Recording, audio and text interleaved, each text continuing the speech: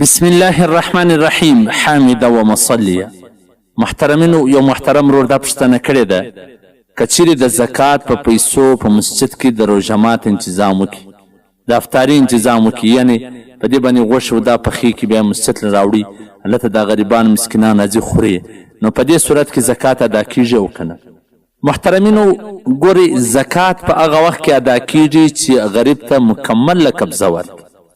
نو که چیرې روژه مات په داسې طریقه سره وي چې په تیلي یا په یو پلیټو په دیګو کې بند وي، هغه غریب ته مکمل ورکول سي، که دی پوره خوړی سي که نه سي خوړلی، خو د ده په قبضه کې وي، که هر ځای له وړي کور ته وړي هر ځای له وړي، نو په داسې صورت کې خو زکات بیا ادا سو.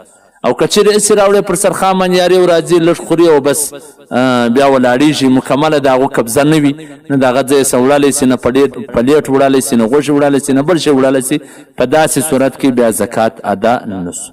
په حواله سره د شامي جلد نمبر 2 صفحه نمبر 250.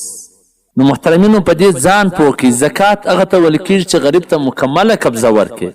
دا روژه مات خو مکمله قبضه نه دی، په مسجد کې سرخان هوار کې پلیټونه دې په ډکه کښېښوله، نو بس هر چا که څونه وخوړله بس نور بیا پاتې دی. مکمله قبضه به غریب ته ورکوي، بیا د هغه اختیار یې دلې خوري، پرېږدي یې کور ته وړي، هر ځای له چې وړي، په داسې صورت کې ادا کېږي.